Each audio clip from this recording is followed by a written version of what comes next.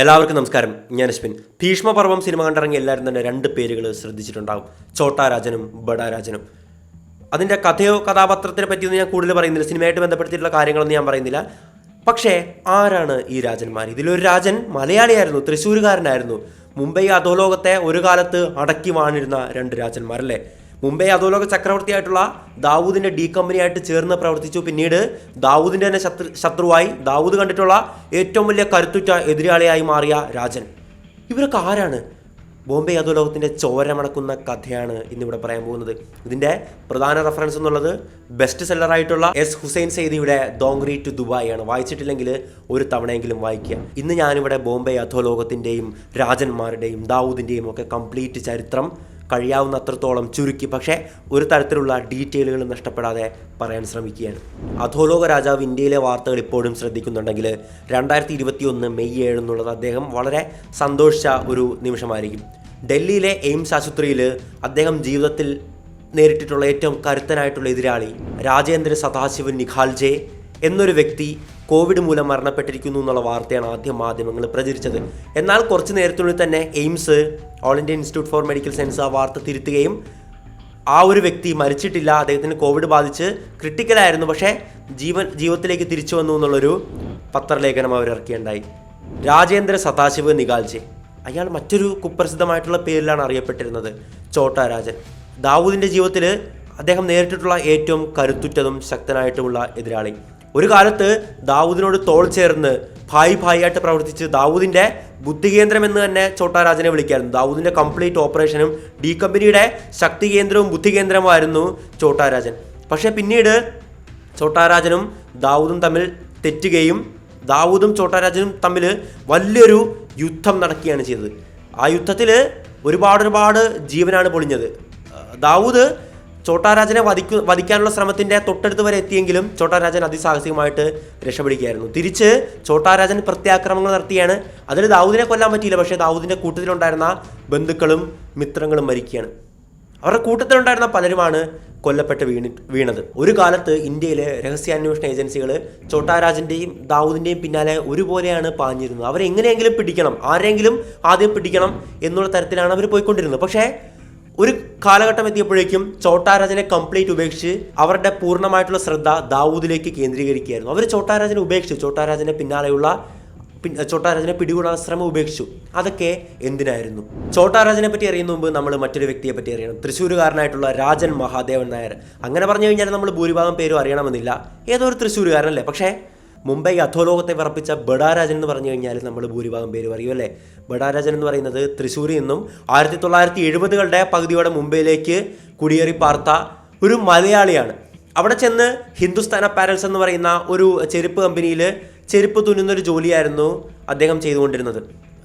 14 മണിക്കൂറൊക്കെ ജോലി ചെയ്ത് കഴിഞ്ഞാൽ 30-40 രൂപയ്ക്കായിരുന്നു അന്നത്തെ ശമ്പളമായിട്ട് അദ്ദേഹത്തിന് കിട്ടിക്കൊണ്ടിരുന്നത്. പക്ഷേ ഈ ഒരു സമയത്താണ് രാജൻ മഹാദേവൻ നായർ, അന്ന് ബഡാ രാജൻ എന്നുള്ള പേരൊന്നും വീണിട്ടൊന്നും ഇല്ലായിരുന്നു. എന്തായാലും ഈ സമയത്ത് രാജൻ ഒരു പെൺകുട്ടിയായിട്ട് ഇഷ്ടത്തിലാകുകയും ആ പെൺകുട്ടിയുടെ ജന്മദിനത്തോടനുബന്ധിച്ച് രാജൻ ആ പെൺകുട്ടിക്ക് ഒരു സാരി സമ്മാനിക്കാൻ തീരുമാനിക്കുകയാണ്. അതിനു വേണ്ടിയിട്ട് ഈ ഒരു ഹിന്ദുസ്ഥാൻ അപ്പാരൽസിൻ്റെ മുതലാളിയോട്, ഇയാളുടെ ബോസിനോട് കുറച്ച് പൈസ മുൻകൂറായിട്ട് ചോദിക്കുകയാണ്. പക്ഷേ ബോസ് ആ പൈസ കൊടുത്തില്ല. രാജൻ ചെയ്ത കാര്യം എന്തെന്നാൽ, ഈ ഒരു ഹിന്ദുസ്ഥാൻ അപ്പാരൽസിൻ്റെ ഓഫീസിൽ ടൈപ്പ് റൈറ്ററുകൾ ഉണ്ടായിരുന്നു. അന്ന് ടൈപ്പ് റൈറ്ററുകളൊക്കെ വളരെ വ്യാപകമായിട്ട് ഉപയോഗിച്ചുകൊണ്ടിരുന്ന ഒരു കാലഘട്ടമാണല്ലോ. ഒരു ടൈപ്പ് റൈറ്റർ അവിടുന്ന് മോഷ്ടിച്ച് അത് മുംബൈയിൽ താനയിലായിരുന്നു ഹിന്ദുസ്ഥാൻ അപ്പാരൽസ് ഉണ്ടായിരുന്നത്. അടുത്തുണ്ടായിരുന്ന ഒരു ചോർ ബസാറിൽ കൊണ്ടുപോയി രാജൻ വിൽക്കുകയാണ്. 200 രൂപയാണ് അത് വിറ്റപ്പോഴേക്കും രാജൻ മഹാദേവൻ നായർക്ക് ലഭിച്ചത്. രാജൻ ഒരു കാര്യം മനസ്സിലാക്കിയാണ്, ഇതിന് 200 രൂപയാണ് ലഭിച്ചത്, പക്ഷേ തൻ്റെ ഓഫീസിൽ പല തരത്തിലുള്ള ടൈപ്പ് റൈറ്ററുകളും മറ്റ് ഉപകരണങ്ങളും ഉണ്ട്. ഇതൊക്കെ മോഷ്ടിച്ച് വിറ്റ് കഴിഞ്ഞാൽ തനിക്ക് ഒരുപാട് പൈസ കണ്ടെത്താമെന്ന് മനസ്സിലാക്കിയ രാജൻ പതുക്കെ അവിടുന്ന് ഓരോ വസ്തുക്കൾ മോഷ്ടിച്ചും ഇവിടെ ചോർ ബസാറിൽ കൊണ്ട് വിറ്റ് പണം സമ്പാദിക്കാൻ തുടങ്ങി. പക്ഷേ സംഭവിച്ച കാര്യം എന്തെന്നാൽ, മറ്റൊരു കേസ് അന്വേഷണത്തിൻ്റെ ഭാഗമായിട്ട് ചോർ ബസാറിലെത്തിയ കുറച്ച് പോലീസുകാർ രാജനെ അവിടെ വെച്ച് കാണുകയും അയാൾ ഒരു മോഷ്ടാവെന്ന് മനസ്സിലാക്കുകയും അയാളെ അറസ്റ്റ് ചെയ്യുകയാണ് ചെയ്തത്. രാജൻ മഹാദേവൻ നായർ എങ്ങനെയാണ് ബഡാ രാജനാകുന്നത്? ആ ഒരു അറസ്റ്റിൽ 3 വർഷ തടവിനാണ് കോടതി രാജന് വിധിച്ചിട്ടുണ്ടായിരുന്നത്. എന്തായാലും 3 വർഷ തടവിന് ശേഷം പുറത്തിറങ്ങിയ രാജൻ ആളാകെ മാറിയിട്ടുണ്ടായിരുന്നു. ജയിലിലെ സഹവാസികളുടെയൊക്കെ വളരെ ഇൻഫ്ലുവൻസ് കൊണ്ടായിരിക്കാം അങ്ങനെ സംഭവിച്ചിട്ടുണ്ടായിരുന്നത്. എന്തായാലും ഘട്കോപ്പറിലെ വീട്ടിൽ തിരിച്ചെത്തിയ രാജൻ ഗോൾഡൻ ഗ്യാങ് എന്ന് പറയുന്ന ഒരു ഗ്യാങ് രൂപീകരിക്കുകയാണ്. അവിടുത്തെ വലിയ വ്യവസായികളുടെ കയ്യിൽ നിന്നും ടാക്സി ജീവനക്കാരുടെ കയ്യിൽ നിന്നും പണം ഗുണ്ടാ പിരിവ് നടത്തുന്ന ഒരു സംഘമായിരുന്നു അത്. അങ്ങനെ അതിലൂടെ ഒരുപാട് പൈസ രാജൻ മഹാദേവൻ നായർ സമ്പാദിക്കുകയാണ്. പതുക്കെ പതുക്കെ മുംബൈയിൽ അദ്ദേഹത്തിന് ബഡ രാജൻ എന്നുള്ള പേര് വീഴുകയാണ്. ആ ഒരു ഗ്യാങ്ങിലേക്ക് രാജന്റെ വിശ്വസ്തനായിട്ട് മറ്റൊരു വ്യക്തി എത്തിയാണ്. അബ്ദുൾ കുഞ്ഞെന്നായിരുന്നു അദ്ദേഹത്തിന്റെ പേര്. പെട്ടെന്ന് തന്നെ രാജന്റെ വളരെ വിശ്വസ്തനും വലം കൈയായിട്ട് മാറുകയായിരുന്നു. പക്ഷേ അബ്ദുൾ കുഞ്ഞ് രാജനേക്കാളും ഒരുപടി മുന്നേ സഞ്ചരിക്കുകയായിരുന്നു. പതുക്കെ പതുക്കെ രാജന്റെ മുകളിലെത്തി അബ്ദുൾ കുഞ്ഞ് രാജനിൽ നിന്നും തെറ്റി രാജനെ തന്നെ വെല്ലുവിളിക്കുന്ന ഒരു അവസ്ഥയിലേക്ക് നീങ്ങിയാണ്. ഒരു പടി കൂടെ കടന്ന് അബ്ദുൾ കുഞ്ഞ് ചെയ്ത കാര്യം എന്തായിരുന്നു, നമ്മൾ പല സിനിമകളും കണ്ടിട്ടുള്ള മാസരംഗമാണ്. അതായത് രാജൻ എന്തിനാണ് ജയിലിൽ പോയത്? തന്റെ കാമുകിക്ക് വില കൂടിയ ഒരു സാരി മേടിക്കാൻ ഒരു മോഷണം നടത്തിയതിനെ തുടർന്നാണല്ലേ. ആ ഒരു കാമുകിയെ അബ്ദുൾ കുഞ്ഞ് സ്വന്തമാക്കി ആ ഒരു പെൺകുട്ടിയെ വിവാഹം കഴിക്കാനുണ്ടായത്. അപമാനിതനായ രാജന്റെ ഉള്ളിൽ പക ആളിക്കത്തുകയായിരുന്നു. 1979 ദേശീയ സുരക്ഷാ നിയമപ്രകാരം അബ്ദുൾ കുഞ്ഞിനെ പോലീസ് അകത്താക്കിയാണുണ്ടായത്. ഈ ഒരു സമയം രാജൻ ഉണർന്ന് പ്രവർത്തിക്കുകയാണ്. അബ്ദുൾ കുഞ്ഞിന്റെ ഗ്യാങ്ങിനെ കംപ്ലീറ്റ് ആക്രമിച്ച് ഒരു യുദ്ധത്തിലൂടെ, ഒരു വെടിവെപ്പിലൂടെ കംപ്ലീറ്റ് തരിപ്പണമാക്കിയായിരുന്നു ഉണ്ടായിരുന്നത്. ഈ സമയത്ത് ചെമ്പൂർ സ്വദേശിയായിട്ടുള്ള മറ്റൊരു വ്യക്തി ബഡ രാജന്റെ വലം കൈയായിട്ട് വരികയായിരുന്നു. രാജേന്ദ്ര സദാശിവ നിഖാൽജെ അഥവാ പിൽക്കാലത്ത് ഛോട്ടാ രാജൻ എന്നറിയപ്പെട്ടിരുന്ന വ്യക്തി. ഇവർ രണ്ടും കൂടെ വളരെ ആക്റ്റീവായിട്ട് മുംബൈ അധോലോകം ഭരിച്ചിരുന്ന നാളുകൾ ഒന്നായിരുന്നു 1979, 80ന്റെ തുടക്ക കാലഘട്ടങ്ങൾ എന്നൊക്കെയുള്ളത്. അങ്ങനെ ഛോട്ടാ രാജനും ബഡ രാജനും കൂടെ ഭായിയായി ചേർന്ന് മുംബൈ അധോലോകത്തിന്റെ കംപ്ലീറ്റ് ഒരു കൺട്രോൾ ഏറ്റെടുക്കുകയായിരുന്നു. അങ്ങനെ ഒരു ദിവസം ബോംബെ അധോലോക ചക്രവർത്തിയായിട്ടുള്ള ദാവൂദ് ഇബ്രാഹിം ബഡ രാജനെ കാണാൻ വരികയാണ് അദ്ദേഹത്തിന്റെ അടുക്കൽ. എന്തിനാണ് ദാവൂദ് ബഡ രാജനെ കാണുന്നത്? ഇതിനോടകം തന്നെ ബഡ രാജന്റെ വീരസാഹസികതകൾ ദാവൂദ് കേട്ടിട്ടുണ്ടായിരുന്നു. ഒരു സഹായം ചോദിക്കാൻ വേണ്ടിയിട്ടാണ് അധോലോക ചക്രവർത്തി ബഡ രാജന്റെ അടുക്കൽ എത്തുന്നത്. എന്തായിരുന്നു ആ സഹായം? അതായത് ദാവൂദിന്റെ സഹോദരനായിട്ടുള്ള സാബിർ ഇബ്രാഹിമിനെ കരീംലാലയുടെ പത്താൻ ഗ്യാങ്ങിലുള്ള അമീർ സാദ എന്ന് പറയുന്ന വ്യക്തിയാണ് വധിച്ചത്. ഈ അമീറിനെ തിരിച്ച് നമുക്ക് കൊല്ലണം. പത്താൻ ഗ്യാങ്ങും ദാവൂദിന്റെ സംഘമായിട്ട് പണ്ടുതൊട്ടേ ഏറ്റുമുട്ടലുകളുണ്ട്. ഈ ഒരു എൻ്റെ സഹോദരനെ കൊന്ന അമീർ സാദയെ കൊല്ലാൻ വേണ്ടി രാജൻ എന്നെ സഹായിക്കണം എന്ന് ഒരു സഹായം ചോദിക്കാൻ വേണ്ടിയിട്ടാണ് ബഡ രാജന്റെ അടുക്കൽ ദാവൂദ് വരുന്നത്. രാജനാകപ്പാടെ ഷോക്കായി. അതായത് സാക്ഷാൽ അധോലോക ചക്രവർത്തിയാണ് എന്നോട് സഹായം തേടിയിരിക്കുന്നത്. രാജൻ സമ്മതിച്ചു, നമുക്ക് അമീർ സാദയെ തട്ടിക്കളയാമെന്നുള്ള ഉറപ്പ് കൊടുത്തു. ഈ ഒരു കാര്യം ബഡ രാജനെ ഏൽപ്പിച്ചത് ഛോട്ടാ രാജനെയാണ്. അങ്ങനെ ഒരുപാട് നാളത്തെ പ്ലാനിങ്ങിന് ശേഷം ഛോട്ടാ രാജൻ ഇതിന് പറ്റിയൊരു വ്യക്തിയെ കണ്ടെത്തുകയാണ്. വളരെ അലസനായിട്ട് നടന്നിട്ടുണ്ടായിരുന്ന ഡേവിഡ് പർദേശിയായിരുന്നു ഈ ഒരു ദൗത്യം ഛോട്ടാ രാജൻ ഏൽപ്പിച്ചിട്ടുണ്ടായിരുന്നത്. അവരുടെ പ്ലാൻ എന്ന് പറഞ്ഞു കഴിഞ്ഞാൽ ഈ ഒരു അമീർ സാദയെ കോടതിയിൽ ഹാജരാക്കാൻ കൊണ്ടുവരുമ്പോഴേക്കും കോടതിയിലിട്ട് വെടിവെച്ച് കൊല്ലാൻ വേണ്ടിയിട്ടായിരുന്നു. അതുകൊണ്ട് അതിനുവേണ്ടി ഒരു കൊങ്കൺ ഗ്രാമത്തിലുള്ള ഒരു ഉൾഗ്രാമത്തിലുള്ള പ്രദേശത്ത് ഡേവിഡ് പർദേശിക്ക് ഷൂട്ടിംഗ് പ്രാക്ടീസും ഛോട്ടാ രാജൻ ഏർപ്പാടാക്കി നൽകുകയാണ്. 1983 സെപ്റ്റംബർ 3 അമീർ സാദയുടെ അവസാന ദിനമാക്കാൻ വേണ്ടി ബഡ രാജൻ തീരുമാനിക്കുകയാണ്. അന്ന് അമീർ സാദയെ സിറ്റി കോടതിയിൽ പോലീസ് ഹാജരാക്കും. അവിടെയാണെന്ന് കേസ് വിസ്താരമൊക്കെ നടക്കുന്നത്. അപ്പോൾ ഛോട്ടാ രാജൻ ഇത് ഏൽപ്പിച്ചിട്ടുണ്ടല്ലോ. ഛോട്ടാ രാജൻ ഡേവിഡ് പർദേശിക്ക് കൃത്യമായിട്ടുള്ള നിർദ്ദേശം നൽകി, നീ ഒരു അയഞ്ഞ വസ്ത്രം ഇട്ട് പോവുക, അയഞ്ഞ വസ്ത്രത്തിനുള്ളിൽ തോക്ക് ഒളിപ്പിക്കുക. അങ്ങനെ കോടതിയിൽ ആ ഒരു വിചാരണ കൂട്ടിൽ അമീർ സാദയെ ഹാജരാക്കുമ്പോഴേക്കും പെട്ടെന്ന് വെടിവെച്ച് വീഴ്ത്തുക. വെടിവെച്ച ശേഷം 1ാം നിലയിലാണ് ഈ കോടതി ഉള്ളത്. അതിൻ്റെ താഴത്ത് നമ്മുടെ ജീപ്പ് പാർക്ക് ചെയ്തിട്ടുണ്ടാകും. ആ ജീപ്പിൻ്റെ ബാക്കിലുള്ള സ്പേസിലേക്ക് ചാടി ഇറങ്ങുക എന്നുള്ളതായിരുന്നു. അപ്പോൾ കോടതിയിൽ ജഡ്ജി അമീർ സാദയുടെ പേര് വിളിക്കുകയാണ്. അമീർ സാദയെ ആ ഒരു വിചാരണ കൂട്ടിലേക്ക് കൊണ്ടുവരികയാണ്. അപ്പോൾ മുമ്പിലുണ്ടായിരുന്ന ഒരു പോലീസുകാരനുണ്ടായിരുന്നു. അയാളുടെ തല ഒന്ന് മാറിയപ്പോൾ തന്നെ കൃത്യമായിട്ട്, അതായത് കൃത്യമായിട്ടുള്ള പരിശീലനം പർദേശിക്ക് നൽകിയിട്ടുണ്ടായിരുന്നു. പർദേശി കൃത്യമായിട്ട് വെടിവെച്ച് വീഴ്ത്തുകയാണ്. അമീർ സാദ അവിടെ തന്നെ മരിക്കുകയാണ് ചെയ്തത്. പക്ഷേ വെടിവെച്ച് വീഴ്ത്തിയിട്ട് രക്ഷപ്പെടാനായിരുന്നു നിർദ്ദേശമുണ്ടായിരുന്നത്. പക്ഷേ സംഭവിച്ച കാര്യം എന്തെന്നാൽ വെടിവെച്ച് കൊന്ന ശേഷം അവിടെ സ്തബ്ധനായിട്ട് പകച്ച് നിന്നു പോവുകയാണ് പർദേശി ചെയ്തത്. പെട്ടെന്ന് രക്ഷപ്പെടാനുള്ള ഒരു മനസ്സുണ്ടായില്ല. താഴ്ത്ത് നിർത്തിയിട്ടിരിക്കുന്ന ജീപ്പിലേക്ക് ചാടാനായിരുന്നു നിർദ്ദേശം. പെട്ടെന്ന് തന്നെ അവിടെ ഉണ്ടായിരുന്ന സുരക്ഷാ ഉദ്യോഗസ്ഥർ, പോലീസുകാർ പർദേശിയുടെ കാലിൽ വെടിവെച്ച് അയാളെ വീഴ്ത്തുകയായിരുന്നു. അങ്ങനെ പർദേശി അറസ്റ്റിലാക്കിയാണുണ്ടായത്. പർദേശിയുടെ മൊഴിയെ തുടർന്ന് ദാവൂദ് ഇബ്രാഹിമും ബഡ രാജനും അറസ്റ്റിലായി. ദാവൂദ് തന്റെ സ്വാധീനം ഉപയോഗിച്ച് രക്ഷപ്പെട്ടെങ്കിലും ബഡ രാജന് അകത്ത് തന്നെ കഴിയേണ്ടി വന്നു. കരീംലാലയുടെ പത്താൻ ഗ്യാങ്ങിലെ പ്രധാനിയായിട്ടുള്ള അമീർ സാദയാണ് കൊല്ലപ്പെട്ടിരിക്കുന്നത്. പത്താൻ ഗ്യാങ് വെറുതെ ഇരിക്കുമെന്ന് നമുക്ക് തോന്നുന്നുണ്ട്. ഒരിക്കലുമില്ല. അവര് ബഡ രാജനെ കൊല്ലാനുള്ള പദ്ധതികൾ ആരംഭിക്കുകയാണ്. അവർ പുറത്തുനിന്നൊരാളെ ഇതിനു വേണ്ടി കണ്ടെത്തുകയാണ്, ഈ ഒരു ബഡ രാജനെ കൊല്ലാൻ വേണ്ടിയിട്ട്. അവർക്ക് അധികം തിരയേണ്ടിയൊന്നും വന്നില്ല. ബഡ രാജന്റെ ഏറ്റവും വലിയ ശത്രുവായിട്ടുള്ള ബഡ രാജൻ എന്ന് പറയുന്നത് രാജൻ മഹാദേവൻ നായരാന്ന് ഓർക്കണം അല്ലേ. എന്തായാലും രാജൻ മഹാദേവൻ നായരുടെ ഏറ്റവും വലിയ ശത്രുവായിട്ടുള്ള അബ്ദുൾ കുഞ്ഞിനെ തന്നെ അവർ ഈ ഒരു ദൗത്യം ഏൽപ്പിക്കുകയാണ്. അബ്ദുൾ കുഞ്ഞ് ഇത് മറ്റൊരാളെ ഏൽപ്പിക്കുകയാണ്, ചന്ദ്രശേഖർ സഫാലിക. അദ്ദേഹം ഒരു ഓട്ടോ തൊഴിലാളിയായിരുന്നു, ഓട്ടോ ഇടിക്കുന്ന വ്യക്തിയായിരുന്നു. ബഡാരാജന്റെ ഗുണ്ടാപിരിവിൽ വളരെയധികം ബുദ്ധിമുട്ടിയിരുന്ന, ബഡാരാജനോട് അത്രയധികം പകയുണ്ടായിരുന്ന ഒരു ഓട്ടോറിക്ഷക്കാരനായിരുന്നു ചന്ദ്രശേഖർ സഫാലിക.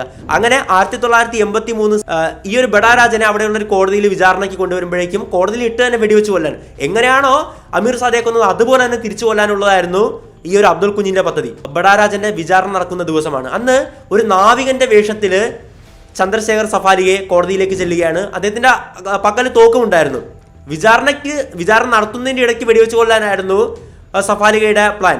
ഈ ഒരു അബ്ദുൽ കുഞ്ഞ് നിർദ്ദേശം നൽകിയിട്ടുണ്ടായിരുന്നു. പക്ഷേ ആ ഒരു സമയത്ത് സഫാലിയയ്ക്ക് കൈവിറക്കിയാണ് ഉണ്ടായത്. പക്ഷേ വിചാരണയ്ക്ക് ശേഷം കോടതിയുടെ പുറത്തേക്ക് കൊണ്ടുവരുമ്പോഴേക്കും സർവ്വധൈര്യം സംഭരിച്ച് തോക്കെടുത്ത് സഫാലിക രാജനെ വെടിവെക്കുകയാണുണ്ടായത്.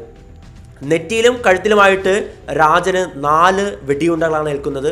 ഓൺ ദ സ്പോട്ട് തന്നെ തൽക്ഷണം രാജൻ അവിടെ മരിക്കുകയാണ്. അങ്ങനെ രാജൻ മഹാദേവൻ നായർ അഥവാ ബഡാരാജന്റെ അന്ത്യം അവിടെ കുറിക്കപ്പെടുകയാണ്. രക്ഷപ്പെടാൻ ശ്രമിക്കാതിരുന്ന ചന്ദ്രശേഖർ സഫാലിയെ പോലീസ് അപ്പോൾ തന്നെ അറസ്റ്റ് ചെയ്യുകയും ചെയ്തു. ഇന്ത്യൻ അധോലോക ചരിത്രത്തിൽ ദാവൂദ് ഇബ്രാഹിമിനൊപ്പം കുപ്രസിദ്ധി നേടിയ ചോട്ടാ രാജന്റെ യുഗം ആരംഭിക്കുന്നത് ബഡാരാജന്റെ മരണത്തോടു കൂടിയിട്ടായിരുന്നു. സത്താറയിലെ ലോണാറിലുള്ള ഒരു സാധാരണ കുടുംബത്തിലാണ് ബഡാരാജൻ അഥവാ രാജേന്ദ്ര സദാശിവ നിഗാളിലെ ജനിക്കുന്നത്.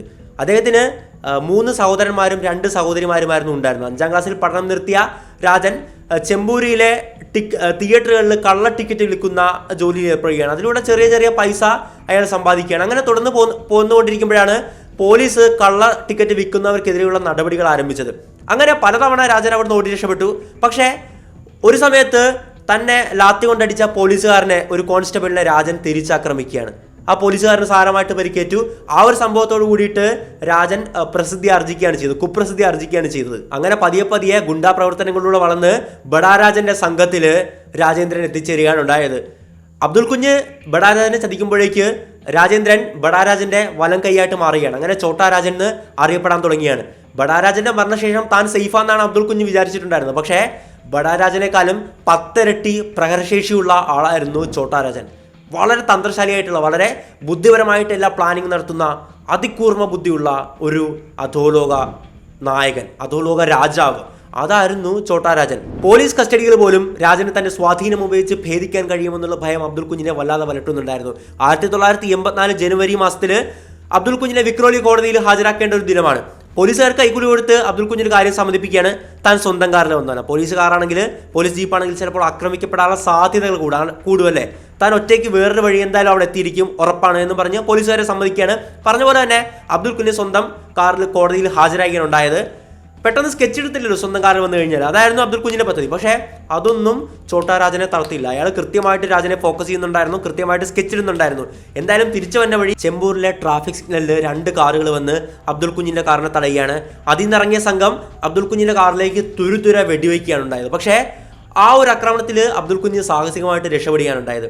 പിന്നീട് അബ്ദുൽ കുഞ്ഞിനെ അവിടെയുള്ള ഒരു JJ ആശുപത്രിയിൽ അഡ്മിറ്റ് ആക്കുകയാണ് ചെയ്തത്, ഗുരുതരമായിട്ടുള്ള പരിക്കുകളോട് കൂടിയിട്ട്. 2 പോലീസുകാരുടെ സഹായത്തോടെ ഈ ഒരു ഡോക്ടറിനെ കാണാൻ വേണ്ടിയിട്ട് അബ്ദുൽ കുഞ്ഞ് ഈ ഒരു ഡോക്ടറിന്റെ മുറിയിലേക്ക് കയറുകയാണ്. പക്ഷെ പുറത്തുണ്ടായിരുന്ന രോഗികളുടെ ബെഞ്ചിലുണ്ടായിരുന്ന ഒരു വ്യക്തി തൻ്റെ കയ്യിൽ ഉണ്ടായിരുന്ന പ്ലാസ്റ്ററിന്റെ ഇടയിലുണ്ടായിരുന്ന ഒരു തോക്കെടുത്ത് അബ്ദുൽ കുഞ്ഞിനെ തുരുതുര വെടിവെക്കാനുണ്ടായത്. അവിടെയും അബ്ദുൽ കുഞ്ഞ് സാഹസികമായിട്ട് രക്ഷപ്പെട്ടു. അപ്പോൾ അതൊരു വലിയൊരു രക്ഷപ്പെടലുകൾ ആണ് 2 തവണ അബ്ദുൽ കുഞ്ഞിനുണ്ടായത്. അതായത് നമ്മൾക്ക് മനസ്സിലാക്കേണ്ട കാര്യം എന്തെന്നാൽ ചോട്ടാ രാജൻ അത്ര പകയായിട്ട് നടക്കുവാണ്. അബ്ദുൽ കുഞ്ഞിനെ എങ്ങനെയെങ്കിലും വധിക്കണമെന്ന് പറഞ്ഞ് ട്രാഫിക് സിഗ്നൽ വെച്ച് കൊല്ലാൻ നോക്കി. ആശുപത്രിയിൽ ഇത്രയും പ്രൊട്ടക്ഷൻ ഉള്ളപ്പോൾ പോലീസുകാരുടെ മുമ്പിലിട്ട് കൊല്ലാൻ നോക്കി. പക്ഷേ നടന്നില്ല.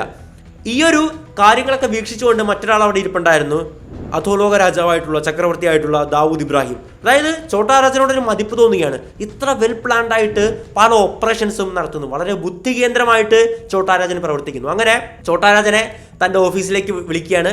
അങ്ങനെ ചോട്ടാ രാജനുമായിട്ട് സംസാരിച്ചു. ദാവൂദ് പറഞ്ഞു, ചോട്ടാ രാജൻ നിങ്ങൾ എൻ്റെ സംഘത്തിൽ ചേരും, നമുക്ക് ഒരുമിച്ച് പ്രവർത്തിക്കാം. അതോടെ മുംബൈ അധോലോകത്തിലെ ദാവൂദ് രാജൻ യുഗത്തിന് തുടക്കമാകുകയായിരുന്നു. ഈ ഒരു സമയങ്ങളിൽ കുറച്ച് നാൾക്കുള്ളിൽ തന്നെ അബ്ദുൽ കുഞ്ഞ് ജയിൽ മോചിതനായിരുന്നു ഉണ്ടായിരുന്നത്. ആദ്യമൊക്കെ അയാൾ വളരെ ശ്രദ്ധയോട് കൂടിയിട്ട് പലയിടത്തും ഒളിച്ചൊക്കെയാണ് പാർത്തിട്ടുണ്ടായിരുന്നത്. പക്ഷേ അപ്പോഴൊന്നും താനൊരു അക്രമത്തിന് ഇരയാകുന്നില്ല, ആരും തന്നെ ഫോളോ ചെയ്യുന്നില്ല എന്ന് മനസ്സിലാക്കിയ അബ്ദുൽ കുഞ്ഞ് പല കാര്യങ്ങളും പതുക്കെ മറന്നു തുടങ്ങിയായിരുന്നു. 4 വർഷങ്ങൾ കഴിഞ്ഞിരിക്കുന്നു. ഇനി ഒരിക്കലും രാജൻ തന്നെ തേടി വരുത്തൊന്നുമില്ല, അല്ലെങ്കിൽ 4 വർഷത്തിനുള്ളിൽ കൊല്ലേണ്ടതല്ലേ. പക്ഷേ സംഭവിച്ച കാര്യം എന്തെന്നാൽ വർഷം 1987 അവിടെയുള്ളൊരു ക്രിക്കറ്റ് മൈതാനത്ത് ക്രിക്കറ്റ് കളിച്ചുകൊണ്ടിരുന്ന അബ്ദുൽ കുഞ്ഞിനെ പെട്ടെന്നൊരു സംഘം അങ്ങോട്ട് വരികയാണ്, ക്രിക്കറ്റ് കളിക്കാൻ എന്നുള്ള പോലെ അങ്ങോട്ട് വരികയാണ്. അവർ അബ്ദുൽ കുഞ്ഞിനെ വെട്ടിയും വെടിവെച്ചും വളരെ ക്രൂരമായിട്ട് കൊല്ലുകയാണ്. അബ്ദുൽ കുഞ്ഞ് മാത്രമാണ് വിചാരിച്ചത് ഛോട്ടാ രാജൻ പലതും മറന്നിട്ടുണ്ടാകുന്നു. പക്ഷേ ഛോട്ടാ രാജൻ ഒന്നും തന്നെ മറന്നിട്ടുണ്ടായിരുന്നില്ല.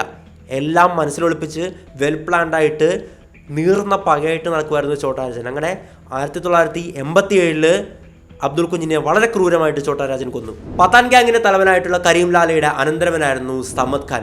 തൻ്റെ ഇരകളെ ഒരുപാട് ക്രൂരമായിട്ട് ഒരുപാട് ടോർച്ചർ ചെയ്ത് കൊല്ലുന്ന രീതിയായിരുന്നു സമദ് ഫോളോ ചെയ്ത് പോന്നിട്ടുണ്ടായിരുന്നത്. അതിൻ്റെ പേരിൽ തന്നെ അയാൾ വളരെ കുപ്രസിദ്ധി ആർജിച്ചിട്ടുണ്ടായിരുന്നു.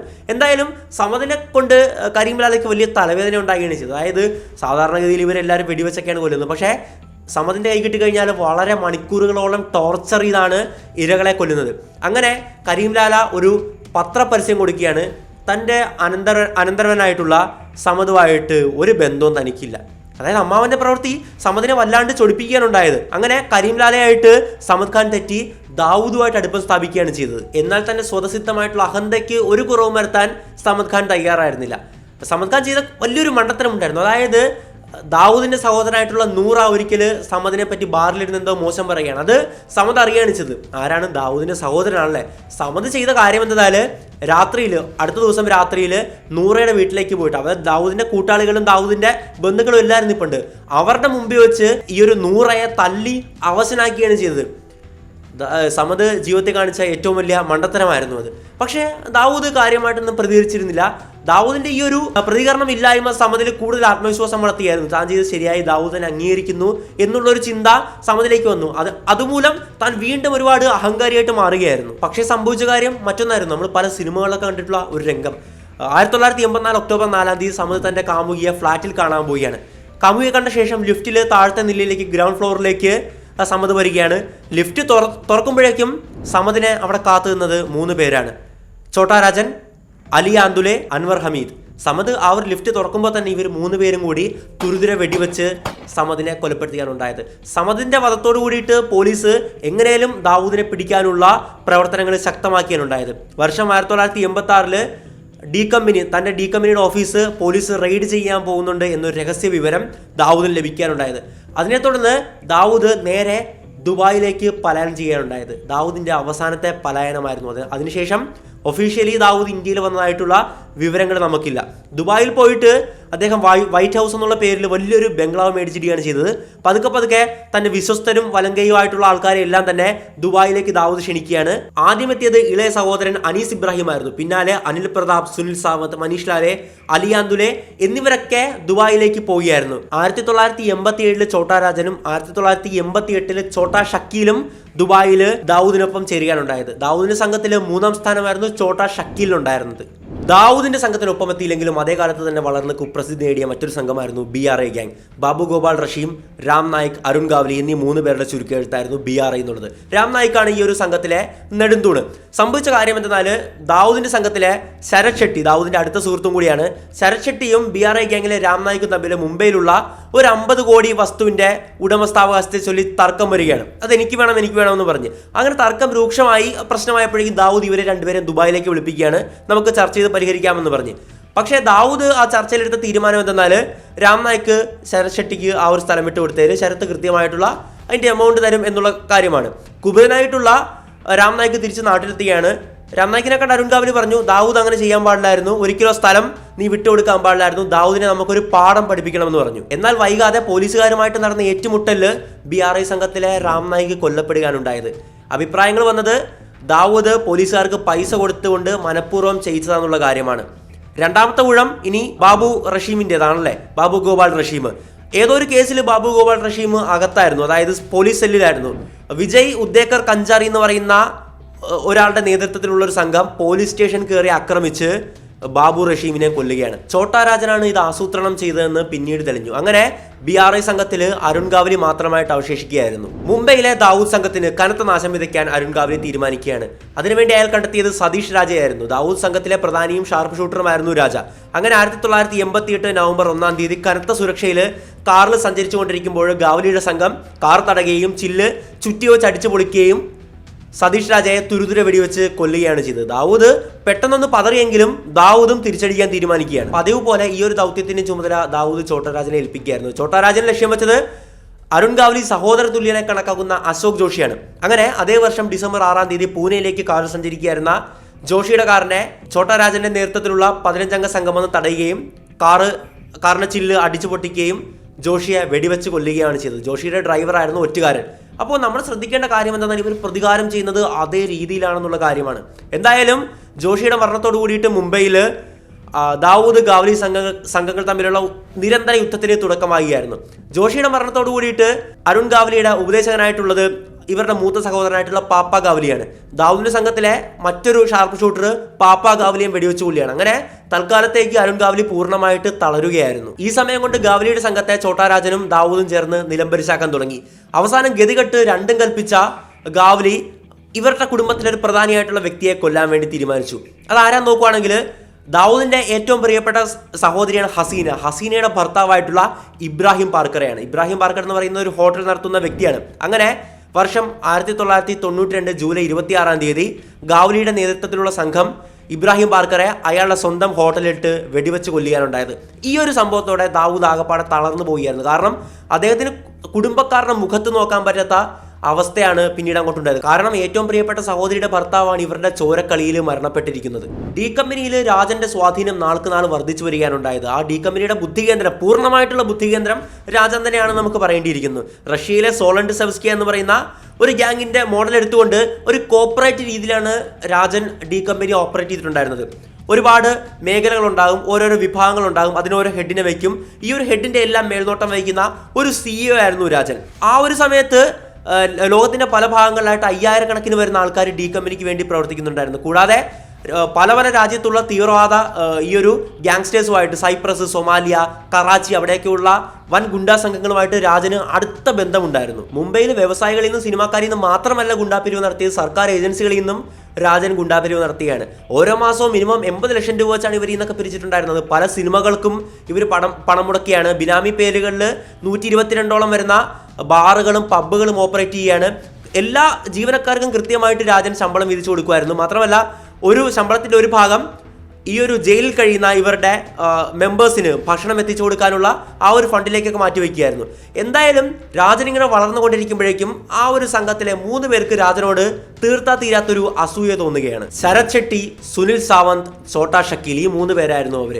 ഇതിന്റെ പ്രധാനപ്പെട്ട കാരണം എന്തെന്നാൽ രാജൻ അതിന്റെ ലീഡറായിട്ട് ആക്റ്റീവ് ആയിരുന്നു. ലീഡറിന്റെ നിർദ്ദേശമില്ലാതെ, അനുമതിയില്ലാതെ ഇവർക്ക് ഒരു തരത്തിലുള്ള ഓപ്പറേഷനുകൾ നടത്താൻ പറ്റുന്നില്ല, ഒരു തരത്തിലുള്ള ബിസിനസ്സും ചെയ്യാൻ പറ്റുന്നില്ല.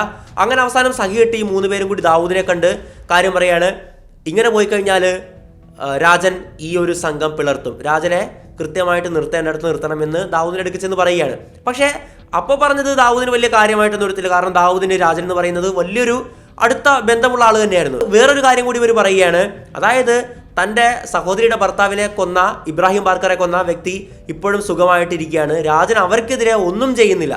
അത് പറഞ്ഞപ്പോഴേക്കും ദാവൂദിനൊന്ന് കൊള്ളുകയാണ്. അങ്ങനെ രാജനെ വിളിച്ചു വരുത്തിയിട്ട് ചോദിക്കുകയാണ്, എന്തുകൊണ്ട് ഇബ്രാഹിം പാർക്കറെ കൊന്ന ആളെ തിരിച്ചൊന്നും ചെയ്യുന്നില്ല ചോദിച്ചപ്പോഴേക്കും രാജൻ പറഞ്ഞത്, അയാൾ നിലവിലിപ്പോൾ JJ ആശുപത്രിയിൽ ചികിത്സയിലാണുള്ളത്, പുറത്ത് കനത്ത പോലീസ് സുരക്ഷയാണുള്ളത്, നമുക്കൊന്നും ചെയ്യാൻ കഴിയത്തില്ല, അയാൾ പുറത്തിറങ്ങുമ്പോൾ തന്നെ ഞാൻ അയാളെ വകവരുത്താമെന്ന് രാജൻ ദാവൂദിന് വാക്കുകൊടുത്തു. പക്ഷേ ഈ സമയത്ത് ഈ ഒരു 3 സംഘം ദാവൂദിനെ കണ്ട് പറയുകയാണ്, ഇത്തവണ രാജന്റെ ലീഡർഷിപ്പില്ലാണ്ട്, രാജന്റെ നേതൃത്വമില്ലാണ്ട് ഞങ്ങൾക്ക് സ്വതന്ത്രമായിട്ട് ഓപ്പറേറ്റ് ചെയ്യാൻ ഒരവസരം തരും, ഞങ്ങൾ തെളിയിക്കാം, ഞങ്ങൾ JJ ആശുപത്രിയിൽ കിടന്ന് ഇബ്രാഹിം പാർക്കറുടെ കൊലയാളിയെ ഞങ്ങൾ കൊല്ലാം, ഒറ്റയ്ക്ക് പ്ലാൻ ചെയ്ത് കൊല്ലാമെന്ന് ദാവൂദിനോട് പറയുകയാണ്. അങ്ങനെ അവസാനം ദാവൂദ് സമ്മതിക്കുകയാണ്. ആദ്യമായിട്ടാണ് ഛോട്ടാ രാജന്റെ നേതൃത്വമില്ലാണ്ട് ഇവരൊരു അറ്റാക്കിന് മുതിരുന്നത്. അങ്ങനെ 1992 സെപ്റ്റംബർ 12 ഈ ഒരു 3 സംഘം കൃത്യമായിട്ടുള്ള പ്ലാൻ തയ്യാറാക്കിയിട്ടുണ്ടായിരുന്നു. വെളുപ്പിലെ 3:30 കൂടിയിട്ട് ഈ ഒരു ആശുപത്രിയിലേക്ക് കടന്നു കയറുകയും അവിടെ സുരക്ഷയിലുണ്ടായിരുന്ന 2 പോലീസുകാരെ വെടിവെച്ച് കൊല്ലുകയും അകത്ത് റൂമിലുണ്ടായിരുന്ന ഇബ്രാഹിം പാർക്കറുടെ കൊലപാതകയായിട്ടുള്ള ഹൾഡങ്കറിനെ കൂടെ ഇവർ വെടിവെച്ച് കൊല്ലുകയാണ് ചെയ്തത്. അങ്ങനെ തിരിച്ച് ഈ ഒരു ദൗത്യത്തിന് ശേഷം ഇവർ ദുബായിലെത്തിയാണ്. ദുബായിൽ ദാവൂദ് ഇവരെ വലിയ കാര്യത്തോടെയാണ് സ്വീകരിച്ചത്. ദുബായിൽ വലിയൊരു പാർട്ടി വയ്ക്കുകയാണ്. മദ്യവും മയക്കുമരുന്ന് കൊഴുകുന്നൊരു പാർട്ടിയായിരുന്നു. എന്തായാലും രാജനെ ആ പാർട്ടി വിളിച്ചിട്ടുണ്ടായിരുന്നു. പക്ഷേ രാജൻ ആ ഒരു പാർട്ടിയുടെ മൂലയ്ക്ക് ആടാതെയും പാടാതെയും മാറി മൂലയ്ക്കിരുന്ന് മദ്യപിച്ചുകൊണ്ടിരിക്കുകയായിരുന്നു. കാരണം അദ്ദേഹത്തെ സംബന്ധിച്ച് ഇത് വലിയൊരു നാണക്കേടായി പോവുകയായിരുന്നു. JJ ആശുപത്രിയിലെ ആക്രമണത്തിന് ശേഷം ഏതാനും മാസങ്ങൾക്കുള്ളിൽ തന്നെയാണ് മുംബൈ സ്ഫോടന പരമ്പരകൾ അരങ്ങേറുന്നത്. 257 പേർക്കാണ് അന്ന് ജീവൻ പൊലിഞ്ഞത്. ഒരുപാട് പേർക്ക് ഗുരുതരമായിട്ടുള്ള പരിക്കുകളും ഏറ്റല്ലേ. പാകിസ്ഥാൻ രഹസ്യാന്വേഷണ സംഘടനയായിട്ടുള്ള ISI ദാവൂദ് വഴിയാണ് ഈ ഒരു സംഭവം ഇന്ത്യയിൽ നടപ്പിലാക്കിയത്. അങ്ങനെ ഇന്ത്യ UAE-യിലുള്ള സമ്മർദ്ദം ചെലുത്തുകയാണ്. കാരണം നിലവിൽ ദാവൂദ് ദുബായിലാണുള്ളത്. അങ്ങനെ UAE ഭരണകൂടത്തിൻ്റെ മേൽ സമ്മർദ്ദം ചെലുത്തി ദാവൂദിനെ എങ്ങനെയെങ്കിലും ഇന്ത്യയിലേക്ക് വിട്ടു തന്നെ എന്ന് ആവശ്യപ്പെടുകയാണ്. അപ്പോൾ ഈ ഒരു സമയത്താണ് ശിവസേനയുടെ നേതാവായിട്ടുള്ള ബാൽ താക്കറെ പാർട്ടി പത്രത്തിലൂടെ ദാവൂദിനെ രാജ്യദ്രോഹി എന്ന് വിളിച്ചത്. അപ്പോൾ ഈ ഒരു സമയത്ത് ഛോട്ടാ രാജന്റെ മേലുള്ള ദാവൂദിന്റെ വിശ്വാസം നഷ്ടപ്പെട്ടു വരികയാണല്ലേ. ഈ ഒരു വിശ്വാസം എങ്ങനെയെങ്കിലും തിരിച്ചു പിടിക്കണമെന്ന് ഛോട്ടാ രാജൻ കരുതുകയാണ്. അപ്പോൾ അതിനുവേണ്ടി അയാൾ ചെയ്ത കാര്യം എന്തെന്നൊക്കെയാൽ പല പത്ര ഓഫീസുകളിലും വിളിച്ചു പറയുകയാണ് ദാവൂദിന് ഈ ഒരു സംഭവത്തിൽ യാതൊരുവിധ പങ്കുമില്ല എന്നൊക്കെ വിളിച്ചു പറഞ്ഞു, ലേഖനങ്ങൾ കൊടുത്തു. ഒരു പടി കൂടെ കടന്ന് ഈ ഒരു ശിവസേനയുടെ നേതാവായിട്ടുള്ള ബാൽ താക്കറെ പറ്റി ഒരു പത്രത്തിൽ ലേഖനം കൊടുക്കുകയാണ്. താക്കറെ രാഷ്ട്രീയത്തിലും തൻ്റെ ബിസിനസ്സിലും മാത്രം ചിന്തിച്ചാൽ മതി, നിങ്ങളുടെ ഗുഡ് വിൽ സർട്ടിഫിക്കറ്റ് ഒന്നും ദാവൂദിന് ആവശ്യമില്ല, ദാവൂദിന് പങ്കില്ല എന്ന് തുടങ്ങി വലിയൊരു ലേഖനം ഒരു പത്രത്തിൽ എഴുതി കൊടുക്കുകയാണ്. താക്കറയുമായിട്ടുള്ള ഈ ഒരു യുദ്ധം ദാവൂദിനെ ഒന്ന് സന്തോഷിപ്പിച്ചെങ്കിലും കാര്യങ്ങളൊക്കെ കൈവിട്ട് പോയിട്ടുണ്ടായിരുന്നു. കാരണം ആ ഒരു ഗ്രൂപ്പിൽ കൂടുതലായിട്ട് ഭിന്നിപ്പുകൾ ഉയർന്നു വരികയായിരുന്നു. അങ്ങനെ ഒരു ദിവസം ദാവൂദ് രാജനെ വിളിച്ച് പറയുകയാണ്, ദുബായിലെ ഒരു കടലിൽ നമ്മുടെ ഒരു കപ്പൽ കിടപ്പുണ്ട്, അവിടെ ഇന്നൊരു മീറ്റിംഗ് നടപ്പുണ്ട് എന്നൊരു കാര്യം, ഒരു ബിസിനസ് മീറ്റിംഗ്. ഇപ്പോൾ എല്ലാവരും ദുബായിൽ തന്നെയാണോ ഉള്ളത്. അപ്പോൾ രാജന് കഴിഞ്ഞുപോയ പല മീറ്റിങ്ങുകളും വിളിക്കാത്തതിന് നീരസമുണ്ടായിരുന്നു. എന്തായാലും രാജൻ ഈ ഒരു ബിസിനസ് മീറ്റിങ്ങിന് കപ്പലിലേക്ക് പോകാൻ തീരുമാനിക്കുകയാണ്. പെട്ടെന്നാണ് രാജനൊരു കോള് വരുന്നത്. മറുവശത്ത് രാജൻ്റെ സുഹൃത്തായിരുന്നു. പറഞ്ഞു, രാജൻ നിങ്ങളതിൽ പോകരുത്, നിങ്ങളെ കൊല്ലാനാണ് പരിപാടി. രാജൻ ആകപ്പാടെ നടുങ്ങിപ്പോയി. ഇത്രയും നാള് തൻ്റെ ചോരയും നീരും ദാവൂദിന് വേണ്ടി ചെലവാക്കിയിട്ട് തൻ്റെ സഹോദര തുല്യം, തൻ്റെ സ്വന്തം ജ്യേഷ്ഠനെ പോലെ കണ്ടൊരു വ്യക്തി തന്നെ അവസാനം കൊല്ലാൻ പ്ലാനിട്ടിരിക്കുന്നു എന്നുള്ള കാര്യം രാജനാകെ എന്ത് ചെയ്യണമെന്നറിയാത്ത അവസ്ഥയായി. രാജൻ എന്തായാലും കാറും എടുത്ത് പുറത്തേക്ക് ഇറങ്ങിയാണ്. ആ ഒരു കപ്പലിലേക്ക് പോകാതെ 3 മണിക്കൂറോളം ദുബായിലെ റോഡുകളിലൂടെ അങ്ങോട്ടും ഇങ്ങോട്ടും ഓടിച്ച് നടക്കുകയാണ്. അവസാനം ഒരുപാട് നേരത്തെ ആലോചനയ്ക്ക് ശേഷം ഛോട്ടാ രാജൻ ഒരു തീരുമാനമെടുക്കുകയാണ്. നേരെ കാർ ഓടിച്ചു പോയത് ദുബായിലുള്ള ഇന്ത്യൻ എംബസി ഓഫീസിലേക്കാണ്. അവിടെ ഉദ്യോഗസ്ഥരുണ്ടായിരുന്നു, ഇന്ത്യൻ രഹസ്യാന്വേഷണ ഉദ്യോഗസ്ഥരുണ്ടായിരുന്നു. അവർ കൺഫേം ചെയ്തു ഇത് ഛോട്ടാ രാജൻ തന്നെയാണെന്നുള്ള കാര്യം. ഛോട്ടാ രാജൻ അവരോട് പറഞ്ഞൊരു കാര്യമേ ഉള്ളൂ, എന്നെ സുരക്ഷിതമായിട്ട് നാട്ടിലേക്ക് എത്തിച്ചു കഴിഞ്ഞാൽ ദാവൂദിനെ പറ്റിയിട്ടുള്ള എല്ലാ വിവരങ്ങളും ഞാൻ നിങ്ങൾക്ക് തരാം, എല്ലാ രഹസ്യങ്ങളും എല്ലാ തെളിവുകളടക്കം ഞാൻ തരാമെന്ന് പറഞ്ഞു. അങ്ങനെ അവിടെ ഉണ്ടായിരുന്ന ഉദ്യോഗസ്ഥർ നേരെ ഇന്ത്യയിലുള്ള ഉദ്യോഗസ്ഥരുമായിട്ട് ബന്ധപ്പെടുകയാണ്. അങ്ങനെ ഒരുപാട് നേരത്തെ ഫോൺ സംഭാഷണങ്ങൾക്കൊടുവിൽ അവർ ഛോട്ടാ രാജൻ്റെ ആവശ്യം അംഗീകരിക്കുകയാണ്. ഛോട്ടാ രാജൻ നേരെ കാറുമെടുത്ത് അദ്ദേഹത്തിൻ്റെ വസതിയിലേക്ക് പോയി കിട്ടാവുന്നത്ര എല്ലാ തെളിവുകളും എടുത്തു കൊണ്ടുവന്ന് തിരിച്ച് ഇന്ത്യൻ എംബസിക്ക് കൊടുക്കുകയാണുണ്ടായത്. അവിടെ ഉണ്ടായിരുന്ന ഉദ്യോഗസ്ഥർക്ക് കൊടുത്തു. ഏതാനും മണിക്കൂറുകൾക്കുള്ളിൽ തന്നെ രാജൻ ദുബായ് വിട്ടു. ആദ്യം നേപ്പാളിലുള്ള കാഠ്മണ്ഡുവിലേക്കും അവിടുന്ന് പിന്നീട് മറ്റൊരു ID കാർഡ് ഉപയോഗിച്ചുകൊണ്ട് മലേഷ്യയിലുള്ള കുലാലംപൂരിലേക്കുമാണ് അദ്ദേഹം പോയത്. രാജന്റെ ഇപ്പോഴത്തെ ഒരേ ലക്ഷ്യമെന്ന് പറഞ്ഞാൽ ദാവൂദിനെയും അയാളുടെ സംഘത്തെയും എങ്ങനെയെങ്കിലും അവസാനിപ്പിക്കണം എന്നുള്ള കാര്യമാണ്. രാജൻ അവിടുന്ന് രക്ഷപ്പെട്ട കാര്യം ദാവൂദ് വളരെ വൈകിയാണ് അറിഞ്ഞത്. അത് ദാവൂദിനെ വളരെ പരിഭ്രാന്തിയിലെത്തി. കാരണം ദാവൂദിന്റെ കംപ്ലീറ്റ് രഹസ്യങ്ങൾ അറിയാവുന്ന, അയാളുടെ എല്ലാത്തരം വീക്ക്നസ് പറയാവുന്ന ഒരേ ഒരു വ്യക്തിയേ ഉള്ളൂ, അത് ഛോട്ടാ രാജനാണ്. ഈ ഒരു അവസരം ഇന്ത്യൻ രഹസ്യാന്വേഷണ ഏജൻസികൾ കൃത്യമായിട്ട് ഉപയോഗിക്കുമായിരുന്നു. അവർ രാജനെ ഉപയോഗിച്ചുകൊണ്ട് ദാവൂദിനെ തകർക്കാനുള്ള എല്ലാ കാര്യങ്ങളും നോക്കി പോന്നിരുന്നു. അതുകൊണ്ട് തന്നെയാണ് അവർ ഇത്രയും സഹായം ഛോട്ടാ രാജന് നൽകിയത്. അങ്ങനെ ഈ ഒരു സംഭവത്തോട് കൂടിയിട്ട് ദുബായിൽ നിൽക്കാൻ പറ്റത്തില്ല എന്നൊരു സാഹചര്യം വരികയാണ്. കാരണം ഇന്ത്യ നല്ല സമ്മർദ്ദം ചെലുത്തുന്നുണ്ട്. ഇത്രയും രഹസ്യങ്ങൾ ഇപ്പോൾ രഹസ്യാന്വേഷണ ഏജൻസിയുടെ കൈകളിൽ കിട്ടുകയും ചെയ്തു അല്ലേ. അങ്ങനെ ദാവൂദ് നേരെ പാകിസ്ഥാനിലുള്ള കറാച്ചിയിലേക്ക് പോവുകയാണ്. പാകിസ്ഥാൻ രഹസ്യാന്വേഷണ ഏജൻസി ആയിട്ടുള്ള ISI ആണ് ഇതിനു വേണ്ടിയിട്ടുള്ള എല്ലാ സഹായങ്ങളും നൽകിയത്. ഡി കമ്പനിയിൽ നിന്ന് വിട്ട ശേഷം ഏതാണ്ട് 6 വർഷത്തോളം രാജൻ ഓട്ടത്തിലായിരുന്നു. പല രാജ്യങ്ങളിലും പല ദേശങ്ങളിലും പല പേരുകളിലും പല രൂപങ്ങളിലൊക്കെ ആയിട്ട് മാറി മാറി അയാൾ താമസിക്കുമായിരുന്നു. കാരണം ദാവൂദിന്റെ സംഘത്തിലെ മൂന്നാമനായിട്ടുള്ള ഛോട്ടാ ഷക്കീൽ തന്നെ എപ്പോൾ വേണമെങ്കിലും തേടി വന്ന് കൊല്ലുമെന്നുള്ളൊരു ഭയം രാജനുണ്ടായിരുന്നു. കാരണം അതിന് കഴിവുള്ള ഒരു വ്യക്തി തന്നെയാണ് ഛോട്ടാ ഷക്കീൽ. പല പേരുകളുള്ള പാസ്പോർട്ടുകൾ ഉപയോഗിച്ചുകൊണ്ട് അയാൾ ഇന്തോനേഷ്യ, മലേഷ്യ, കംബോഡിയ തുടങ്ങിയ സ്ഥലങ്ങളിലൊക്കെ സഞ്ചരിക്കുകയാണ്. വിജയ് ദാമൻ എന്നുള്ളൊരു പേരുള്ള പാസ്പോർട്ട് കൊണ്ട് അയാൾ ബാങ്കോക്കിലേക്ക് പോവുകയാണ്. ബാങ്കോക്കിലെ ബിസിനസ് സാധ്യതകളൊക്കെ മനസ്സിലാക്കിയിട്ട് അവിടെ ഒരു ഫ്ലാറ്റ് സമുച്ചയം, വലിയൊരു വില കൊടുത്തൊരു ഫ്ലാറ്റ് സമുച്ചയം മേടിക്കുകയാണ്. അവിടെ നിന്നിട്ട് താമസം തുടങ്ങിയാണ്. അപ്പോൾ ഇവിടെ താമസിക്കുന്ന വിവരം വേറെ ആർക്കും തന്നെ അറിയത്തില്ല. ഇന്ത്യൻ രഹസ്യാന്വേഷണ ഏജൻസികൾക്ക് അറിയാമെന്നാണ് പറയപ്പെടുന്നത്. കാരണം അവരാണ് കൃത്യമായിട്ടുള്ള സപ്പോർട്ടുകൾ എല്ലാം തന്നെ രാജന് നൽകുന്നത് എന്നാണ് പറയപ്പെടുന്നത്. ഇത്രയും വർഷങ്ങൾ കഴിഞ്ഞിരിക്കുന്നു, ഇതുവരെ യാതൊരു തരത്തിലുള്ള പ്രശ്നങ്ങളും താൻ നേരിട്ടില്ല, ആരും തന്നെ പിന്തുടരുന്നതായിട്ട് രാജന് തോന്നിയില്ല. അതുകൊണ്ട് തന്നെ രാജൻ എല്ലാം മറന്നുകൊണ്ട് ബാങ്കോക്കിലെ തെരുവുകളിൽ സാധാരണക്കാരെ പോലെ നടക്കാനും അവിടുത്തെ സാധ്യതകളൊക്കെ മനസ്സിലാക്കാനും തുടങ്ങിയാണ്. പെട്ടെന്ന് ഒരു ദിവസം ഇന്ത്യൻ രഹസ്യാന്വേഷണ വിഭാഗത്തിൻ്റെ ഒരു കോള് വരികയാണ്. രാജൻ പെട്ടെന്ന് തന്നെ അവിടുന്ന് മാറണം, അവിടുന്ന് ഒരു സുരക്ഷിതമായിട്ടുള്ള സ്ഥലത്തേക്ക് നീങ്ങണം. കാരണം ഛോട്ടാ ഷക്കീലിലെ ആൾക്കാർ നിങ്ങൾ ബാങ്കോക്കിലാണെന്നുള്ള വിവരം അറിഞ്ഞു, ഏത് സമയത്തും അവരവിടെ എത്തിച്ചേരാം, നിങ്ങളെ കൊല്ലാനാണ് അവരുടെ പദ്ധതി എന്നുള്ള ഒരു വാണിംഗ് ഇന്ത്യൻ ഉദ്യോഗസ്ഥർ രാജൻ നൽകുകയാണ്. രാജനാകെ എന്താ ചെയ്യേണ്ടതെന്ന് അറിയത്തില്ല. കാരണം ഇവിടെ താമസിക്കുന്ന വിവരം ആകപ്പാടെ കുറച്ച് പേർക്ക് മാത്രമേ അറിയത്തുള്ളൂ. ഒന്ന് തൻ്റെ ഭാര്യയായിട്ടുള്ള സുജാത, പിന്നെ ഒരു മകനുണ്ട്, പിന്നെ ഏറ്റവും അടുത്ത സുഹൃത്തായിട്ടുള്ള രോഹിത് വർമ്മ. ഇത്രയും പേർക്കേ അറിയത്തുള്ളൂ. പിന്നെ ഈ പറയുന്ന ഉദ്യോഗസ്ഥർക്കും. അവിടെ പോയിട്ട് അവിടുത്തെ ഫോൺ നമ്പർ ഉപയോഗിച്ചുകൊണ്ട് പോലും രാജൻ മറ്റൊരാളെ വിളിച്ചിട്ടുണ്ടായിരുന്നില്ല. പിന്നെ എങ്ങനെയാണ് ഛോട്ടാ ഷക്കീലിൻ്റെ ടീം ഈ കാര്യം അറിഞ്ഞതെന്ന് രാജൻ അത്ഭുതപ്പെടാൻ തുടങ്ങി. അങ്ങനെ സംഭവിച്ച കാര്യം എന്നാൽ ഛോട്ടാ ഷക്കീൽ കറാച്ചിയിൽ നിന്നുമുള്ള 6 ഷാർപ്പ് ഷൂട്ടേഴ്സിനെ ബാങ്കോക്കിലേക്ക് രാജന്റെ വസതിയുടെ അടുത്തേക്ക് അയക്കുകയാണ്. റോ ഉദ്യോഗസ്ഥരുടെ ഈ ഒരു നിർദ്ദേശത്തെ തുടർന്ന് രാജൻ ആദ്യമൊക്കെ വളരെയേറെ ശ്രദ്ധ ചെലുത്തിയായിരുന്നു, വളരെ സുരക്ഷയിലാണ് താമസിച്ചിരുന്നത്. പക്ഷേ പിന്നീട് പ്രശ്നങ്ങളൊന്നും സംഭവിക്കാത്ത കാരണം രാജൻ ആ കാര്യം പതുക്കെ വിടുകയായിരുന്നു. ഇത് തെറ്റായിട്ടുള്ള ഇൻഫോർമേഷൻ ആണെന്നും കരുതിയിട്ട് രാജൻ വീണ്ടും സുരക്ഷയൊക്കെ കുറച്ച് സാധാരണ പോലെ ജീവിക്കുകയാണ്. പക്ഷേ രാജന്റെ വീട് 6 ഷാർപ്പ് ഷൂട്ടേഴ്സ് വളഞ്ഞിട്ടുണ്ടായിരുന്നു. അങ്ങനെ വർഷം 2000 സെപ്റ്റംബർ 14 ഛോട്ടാ ഷക്കീലിന്റെ ഫൈനൽ ഓർഡർ ഈ ഒരു സംഘത്തിന് കിട്ടിയാണ്, ഹിറ്റ് ഓർഡർ കിട്ടിയാണ്, ഇന്ന് രാജനെ കൊല്ലണം എന്നും പറഞ്ഞുകൊണ്ട്. അങ്ങനെ ഈ ഒരു ഷാർപ്പ് ഷൂട്ടേഴ്സ് രാജന്റെ വീട്ടിലേക്ക് അതിക്രമിച്ച് കയറുകയും ആദ്യം അവിടെ ഉണ്ടായിരുന്ന രോഹിത് വർമ്മയെ അവർ വെടിവെച്ച് കൊന്നു. രാജന്റെ ഭാര്യ മോനെ മറ്റൊരു മുറിയിൽ പൂട്ടിയിട്ട് രാജൻ വേറൊരു മുറിയിലേക്ക് അപ്പോൾ ഓടിക്കയറി ഓൺ ദ സ്പോട്ട് തന്നെ. മുറിയിൽ രാജനുണ്ടെന്ന് മനസ്സിലാക്കിയ ഈ ഒരു സംഘം ഡോറിന്റെ അകത്തുകൂടി വെടിവെക്കുകയാണ്. അപ്പോൾ അതിലൊരു ബുള്ളറ്റ് രാജന്റെ വയറ്റിൽ വന്ന് കയറുകയാണ് ചെയ്തത്. പക്ഷേ ആ ഡോറ് തുളഞ്ഞു വരുന്ന ബുള്ളറ്റാണല്ലോ, അതിന്റെ ശക്തി അത്രയും ഇല്ലാത്ത കാരണം രാജൻ മരിച്ചില്ല എന്ന് പറയാൻ പറ്റുന്ന ഒരു അവസ്ഥയിലായിരുന്നു. അങ്ങനെ രാജൻ ചെയ്ത കാര്യം എന്തെന്നാൽ ആ മുറിയുടെ ജനൽ തുറന്ന് താഴത്തുണ്ടായിരുന്ന പൂന്തോട്ടത്തിലേക്ക് എടുത്ത് ചാടുകയാണ് ചെയ്തത്. 2ാം നിലയിൽ നിന്നാണ് ചാടിയത്. ഈ ഒരു സംഘം ആ ഡോറ് വെടിവെച്ചും ചവിട്ടിയുമ്പോൾ ചകത്ത് കയറിയാണ്. അവർ നോക്കിയപ്പോഴേക്കും ജനൽ തുറന്ന് കിടക്കുന്നു, രാജൻ ചാടി രക്ഷപ്പെട്ടെന്ന് മനസ്സിലായി. അവർ താഴ്ത്തം തരാൻ നിന്നില്ല, പക്ഷേ രാജൻ താഴത്തെ പൂന്തോട്ടത്തിലുള്ള ഒരു ചെറിയൊരു ബുഷിൻ്റെ ഇടയിൽ ഒളിച്ചിരിക്കുന്നുണ്ടായിരുന്നു. അങ്ങനെ ഈ ഒരു സംഘം പോയെന്ന് ഉറപ്പുവരുത്തിയ രാജൻ അവിടെ കിടന്ന് ഒച്ചയൊക്കെ വെച്ച് അവിടെ ഉണ്ടായിരുന്ന ഹോസ്പിറ്റലിൽ രാജൻ അഡ്മിറ്റ് ആകുകയാണ് ചെയ്തത്. ജീവൻ തിരിച്ചു കിട്ടി എന്ന് പറയാൻ മാത്രം പറ്റുന്ന ഒരു അവസ്ഥയിലായിരുന്നു രാജൻ ഉണ്ടായിരുന്നത്. ഛോട്ടാ രാജൻ മരിച്ചു എന്നുള്ള വാർത്തയാണ് അടുത്ത ദിവസം ഇന്ത്യൻ മാധ്യമങ്ങളിൽ അച്ചടിച്ചു വന്നത്. പക്ഷേ പിന്നീട് ഇന്ത്യൻ ഉദ്യോഗസ്ഥർ തന്നെ സ്ഥിരീകരിച്ചു രാജൻ മരിച്ചിട്ടില്ല, അവിടെ ഒരു ആശുപത്രിയിൽ ചികിത്സയിലാണെന്നുള്ള കാര്യം. പക്ഷേ ഇപ്പോഴും ചോദ്യം എന്തെന്നാൽ രാജനെ ആരാണ് ഒറ്റിയത്? രാജൻ ഇവിടെയുണ്ട് എന്നുള്ള വിവരം വളരെ കുറച്ച് പേർക്ക് മാത്രമേ അറിയത്തുള്ളായിരുന്നു അല്ലേ. പക്ഷേ പിന്നീട് ഛോട്ടാ ഷക്കീൽ നടത്തിയിട്ടുള്ള അഭിമുഖത്തിൽ മനസ്സിലായത് രാജനെ ഒറ്റിയത് രാജന്റെ വലങ്കയും ആത്മമിത്രവുമായിട്ടുള്ള രോഹിത് വർമ്മ എന്നുള്ള കാര്യമാണ്. രോഹിത് വർമ്മ ഒറ്റി, അയാളും കൊല്ലപ്പെട്ടു. പക്ഷേ സംഭവിക്കുന്ന കാര്യം എന്തെന്നാൽ ആ വർഷം നവംബർ 24 രാജനെ ദുരൂഹ സാഹചര്യത്തിൽ ആ ഒരു ആശുപത്രിയിൽ നിന്നും കാണാതാകുകയാണ്. അപ്പോൾ ജനൽ തുറന്ന് കിടപ്പുണ്ട്. അവിടെ ഉണ്ടായിരുന്ന പോലീസ് ഓഫീസേഴ്സ് നൽകിയ മൊഴി എന്തെന്നാൽ രാജൻ പർവ്വതാരോഹരുടെ സഹായത്തോട് കൂടിയിട്ട് ആ വലിയ ബിൽഡിംഗ് അല്ലേ, അപ്പോൾ റോപ്പ് ഉപയോഗിച്ച് ഇറങ്ങണമല്ലേ, അതുപോലെ രാജനെ അവിടുന്ന് ആരോ രക്ഷിച്ച് കൊണ്ടുപോയി.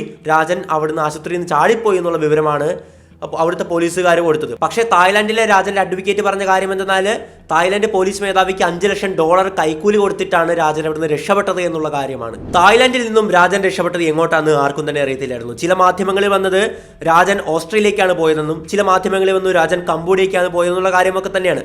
പക്ഷേ യാതൊരു തരത്തിലുള്ള സ്ഥിരീകരണവും ഇല്ലായിരുന്നു. ഇവിടുത്തെ റോ ഉദ്യോഗസ്ഥർക്ക് കൃത്യമായിട്ട് അതിനെ പറ്റിയിട്ടുള്ള വിവരം ഉണ്ടായിരുന്നു. അവർ അതീവ രഹസ്യമായിട്ട് തന്നെ ആ ഒരു വിവരം സൂക്ഷിക്കുകയായിരുന്നു. പിന്നീട് അധിക കാലം രാജന്റെ വിവരം ഒന്നും മാധ്യമങ്ങളിലോ അല്ലെങ്കിൽ വേറെ പ്രശ്നങ്ങൾ ഇടപെടുന്നതായിട്ടൊന്നും കാണാൻ പറ്റുന്നില്ല. പിന്നീട് രാജന്റെ പേര് കേൾക്കുന്നത് ദുബായിൽ വെച്ച് ദാവൂദിന്റെ സംഘത്തിലെ ഏറ്റവും പ്രധാനിയായിട്ടുള്ള ദാവൂദും രാജനും തമ്മിൽ തെറ്റിക്കാനും ഇടയായിട്ടുള്ള ശരത് ഷെട്ടിയുടെ കൊലപാതകത്തോട് കൂടിയിട്ടാണ്. 2003 ജനുവരി 19 ദുബായിലെ ഇന്ത്യൻ ക്ലബിൽ നിന്ന് പുറത്തേക്ക് വരുമായിരുന്ന ശരത് ഷെട്ടിയെ ദാവൂദിന്റെ സംഘം വെടിവെച്ച് കൊല്ലുകയായിരുന്നു. അതേ തുടർന്ന് ഒരുപാട് വാർത്തകളും കാര്യങ്ങളൊക്കെ വന്നു. ഈ ഒരു ദാവൂദിനോട് ചെയ്യുന്ന പ്രതികാരത്തിന്റെ ഭാഗമായിട്ടായിരുന്നു ശരത് ഷെട്ടിയെ രാജൻ കൊന്നത്. പക്ഷേ പിന്നീട് അടുത്തൊരു 2 വർഷത്തേക്ക് രാജനെ പറ്റിയിട്ട് യാതൊരു വിവരം ഉണ്ടായില്ല. വർഷം 2005 പാകിസ്ഥാൻ ക്രിക്കറ്റ് താരം ജാവേദ് മിയാൻഡാദിന്റെ മകൻ ജുനൈദും ദാവൂദിന്റെ മകൾ മെഹ്റൂഖുമായിട്ടുള്ള വിവാഹ സൽക്കാരം ദുബായിൽ വെച്ച് നടക്കുന്ന ഒരു ദിനമാണ്. ഇന്ത്യൻ റോ ഉദ്യോഗസ്ഥർ തീരുമാനിച്ച കാര്യം എന്തെന്നാൽ മകളുടെ വിവാഹ സൽക്കാരമാണല്ലോ, എന്തായാലും ദാവൂദ് അവിടെ വരും, അവിടെ വെച്ച് നമുക്ക് ദാവൂദിനെ കൊല്ലാം, ഓൺ ദ സ്പോട്ട്, അറസ്റ്റൊന്നുമില്ല, അവിടെ വെച്ച് കൊല്ലണം. പക്ഷെ അവർ നേരിട്ട് ഇറങ്ങണ്ട എന്നാണ് തീരുമാനിച്ചത്. അവർ ബുദ്ധിപരമായിട്ട് കളിച്ചു. അവർ രാജനെ കോൺടാക്ട് ചെയ്തിട്ട് പറഞ്ഞു, രാജൻ ഈ ഒരു അവസരം നമുക്ക് പാഴാക്കരുത്, നിങ്ങൾ ദാവൂദിനെ കൊല്ലണമെന്ന് പറഞ്ഞു. രാജൻ എങ്ങനെയെങ്കിലും പ്രതികാരം ചെയ്യാൻ നോക്കിയിരിക്കുവാണല്ലേ. ഇന്ത്യൻ റോ ഉദ്യോഗസ്ഥർ രഹസ്യാന്വേഷണ ഏജൻസിയും കൃത്യമായിട്ട് ഈ ഒരു അവസരം മുതലെടുക്കുകയായിരുന്നു. രാജൻ വളരെ രഹസ്യമായിട്ട് തന്റെ സംഘത്തിലെ 2 മിടുക്കരായിട്ടുള്ള ഷാർപ്പ് ഷൂട്ടേഴ്സിനെ ഇന്ത്യയിലേക്ക് അയക്കുകയാണ്. ഇന്ത്യയിൽ വന്നിട്ട് ഇവിടുത്തെ റോ ഉദ്യോഗസ്ഥരുമായിട്ട് ചർച്ച ചെയ്യുന്നു, അതിന്റെ പ്ലാനിംഗ് ഒക്കെ നടത്തുന്നു, എന്നിട്ട് നേരെ ദുബായിലേക്ക് പോകുന്നു, ദാവൂദിനെ കൊല്ലുന്നു. ഇതായിരുന്നു അവരുടെ പദ്ധതി. അപ്പോൾ റോ ഉദ്യോഗസ്ഥർ വിളിച്ചിട്ടാണ് ഈ ഒരു ഷാർപ്പ് ഷൂട്ടേഴ്സ് ഇങ്ങോട്ട് വരുന്നതല്ല ആക്ച്വലി. പക്ഷേ ഇന്ത്യയിൽ എത്തിയപ്പോഴേക്ക് സംഭവിച്ച കാര്യം എന്തെന്നാൽ ഇന്ത്യൻ രഹസ്യാന്വേഷണ വിഭാഗവും മുംബൈയിലെ ലോക്കൽ പോലീസുമായിട്ട് ഒരുപാട് പ്രശ്നങ്ങളും തർക്കങ്ങളും നിലനിൽപ്പുണ്ടായിരുന്നു. ഇതിന്റെ ഭാഗമായിട്ട് ഇവിടെ വന്ന ഛോട്ടാ രാജന്റെ 2 ഷാർപ്പ് ഷൂട്ടേഴ്സിനെ മുംബൈ ലോക്കൽ പോലീസ് അറസ്റ്റ് ചെയ്യുകയാണ് ചെയ്തത്. പക്ഷേ താൻ കൊല്ലപ്പെടുമെന്ന് ഭയന്ന ദാവൂദ് തന്റെ മകളുടെ വിവാഹ സൽക്കാരത്തിൽ പങ്കെടുത്തുമില്ല.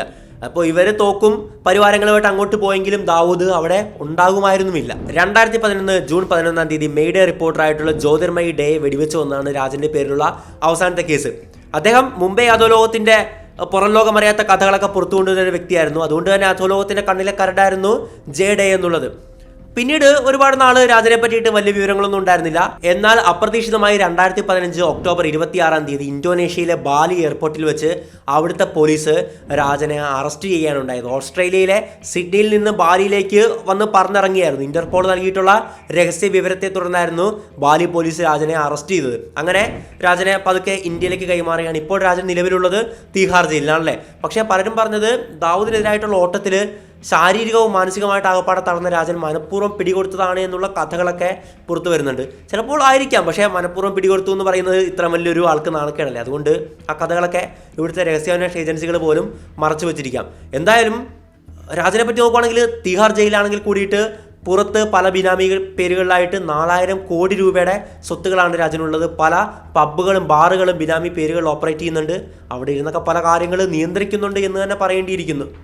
ഒരു കാലത്ത് അധോലോക രാജാവായിട്ടുള്ള ദാവൂദിനോട് തോളോട് തോൾ ചേർന്ന് പ്രവർത്തിക്കുകയും പിന്നീട് ദാവൂദ് തന്നെ ജീവിതത്തിൽ നേരിട്ടിട്ടുള്ള ഏറ്റവും വലിയ ശത്രുവായിട്ട്, ഏറ്റവും കരുത്തനായിട്ടുള്ള ശത്രുവായിട്ട് മാറുകയും അവസാനം നിൽക്കക്കളിയില്ലാണ്ട് പല വേഷങ്ങളിൽ, പല രൂപങ്ങളിൽ, പല ദേശാന്തരങ്ങളിലൂടെ ഓടി മറഞ്ഞ് അവസാനവും യുദ്ധകോലാഹലങ്ങൾ നടത്തി ചോര ചീന്തിയ ചോട്ടാരാജൻ്റെ കഥ അത്ര ചോട്ടയായിരുന്നില്ല. അപ്പോൾ ഇതാണ് മുംബൈ അധോലോകത്തിൻ്റെ ഒരു ചെറിയ ഏട് പറയുവാണെങ്കിൽ. പിന്നീട് ഒരുപാട് കാര്യങ്ങൾ ഇതിനകത്ത് കടന്നു വരുന്നുണ്ടല്ലേ. കരീംലാലയുടെ കഥകൾ വരുന്നുണ്ട്, വരദരാജ മുതലിയാരുടെ കഥകൾ വരുന്നുണ്ട്. അങ്ങനെ ഇഷ്ടംപോലെ ഭാഗങ്ങൾ ഇതിനുണ്ട്. ഞാൻ പറഞ്ഞ പോലെ തന്നെ ഈ ഒരു പുസ്തകം വായിക്കുവാണെങ്കിൽ ഒരുപാട് കാര്യങ്ങൾ നിങ്ങൾക്ക് മനസ്സിലാക്കാൻ സാധിക്കുന്നതാണ്. ഞാൻ റെക്കമെൻഡ് ചെയ്യുന്ന ഒരു പുസ്തകമാണ്. അപ്പോൾ എന്തായാലും മറ്റൊരു വീഡിയോയിൽ മറ്റൊരു വിഷയമായിട്ട് നമുക്ക് വീണ്ടും കാണാം. It's me Ashwin Madappally, signing out.